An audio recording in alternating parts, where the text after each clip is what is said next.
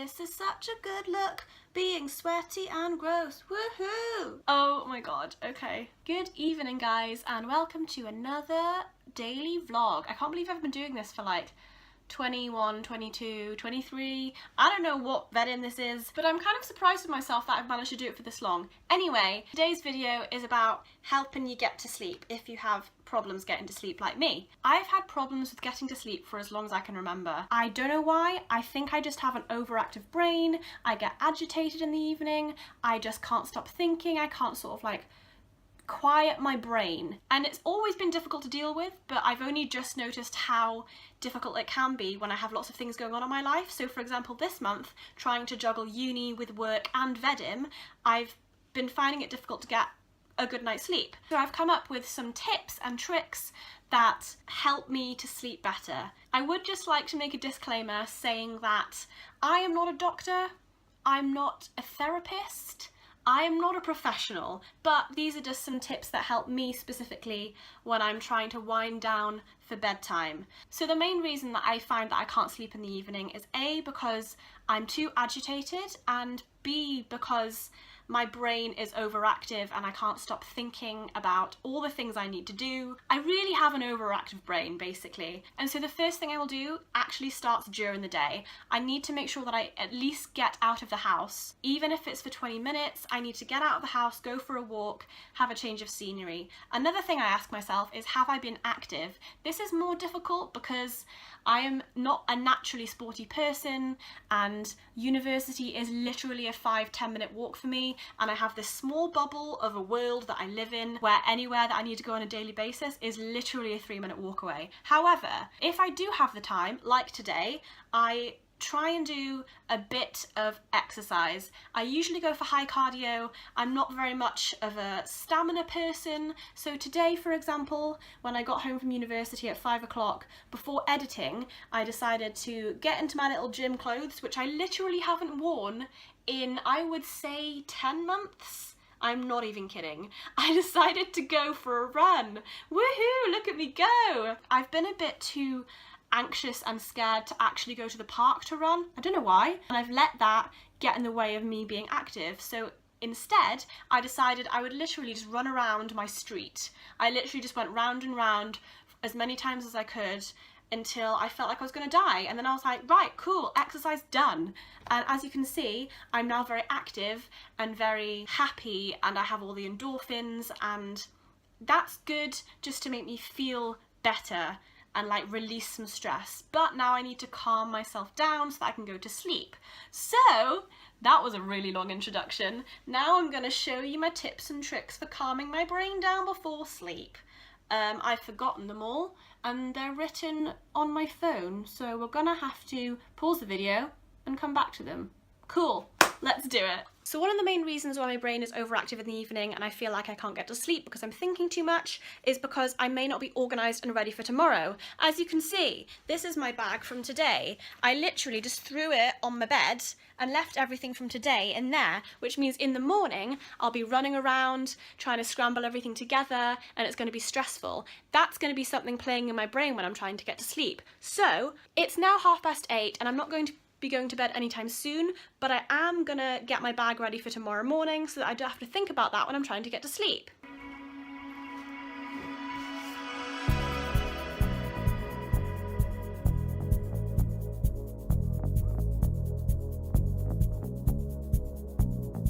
Following on from this, I'm also just gonna quickly tidy my room, because even though it's not very messy, it's messy enough that that's gonna be playing on my brain when I'm trying to get to sleep.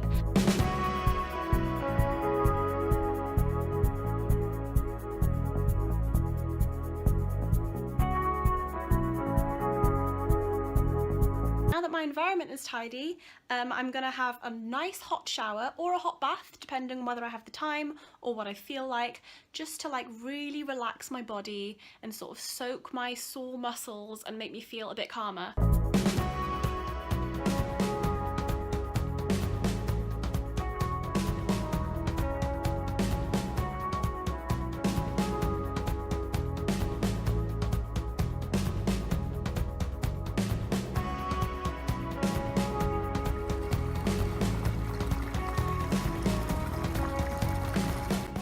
Okay, so I've just had my nice warm bath and my heart rate has like slowed down, which is good for me because usually my heart rate is like just going crazy. As you can see, I'm now like so relaxed.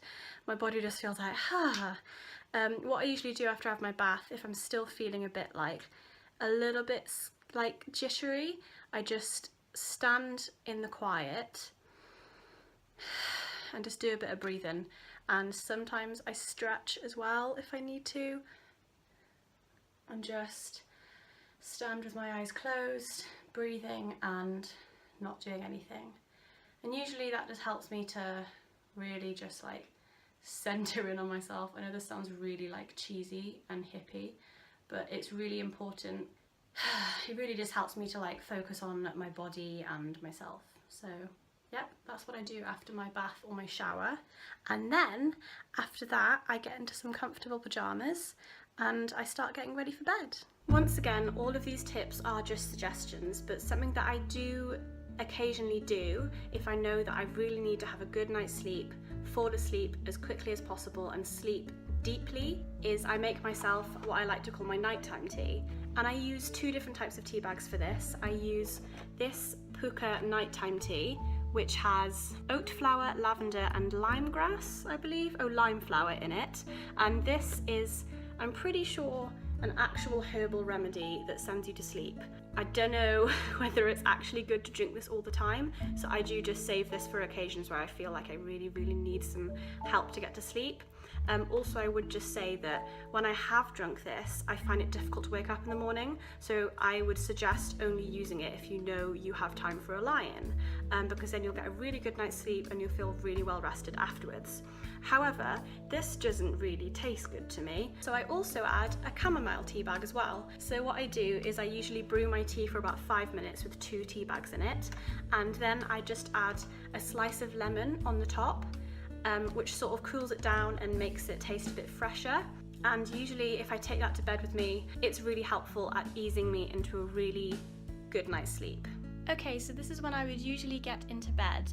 The important thing to do before you do this is make sure you've done everything you want to do on your phone, because you are not going to look at your phone after you get in this bed.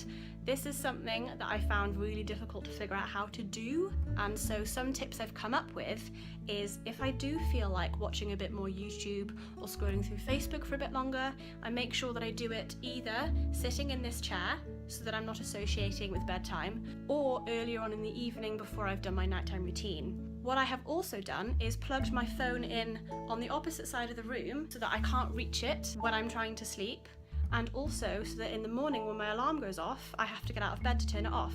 It's actually a very good technique for sleeping well. And so once you've done all that, the only next step is to get into bed. So now that I'm in bed, I would very rarely be able to just go to sleep, even though I'm feeling relaxed. My brain still wants something before bed, and because I've decided not to be on my phone when I'm winding down and going to sleep, the second best thing is reading. I've found throughout the years that I need a specific type of book to help me go to sleep. It needs to be an easy read, it also needs to be interesting, but not so intense that it'll keep me awake or keep me reading really late. Some good options for me are teen books, as in young adult novels. I've only very recently discovered this trick because obviously before, when I read young adult novels, I was just reading novels in my view because I was a young adult, I fit into that category. But now when I read them, they're such an easy read because they're written in such a simple way that I don't have to think. It's really nice before bed. I'm currently reading something called Slated, which is a 3-part series, classic young adult novel. It's just about a futuristic society that has decided that instead of punishing their criminals, they will slate their minds and give them a second chance at society. This is something that I read when I was about 17 or 18, and I've really enjoyed rereading it because I'm noticing how I'm not always on tenterhooks to know what's going to happen next, so I find I can put it down before bed. That's another thing I would say, is reading books that you've already read is a good idea to help you get to sleep, because you're not constantly thinking, oh, what's going to happen next? I'll just read one more chapter, one more page, you know, the classic bookworm excuses. And usually after I've read about 3 or 4 or 5 chapters, my eyes start to droop and suddenly I am sleepy. I turn off the light and I go to sleep.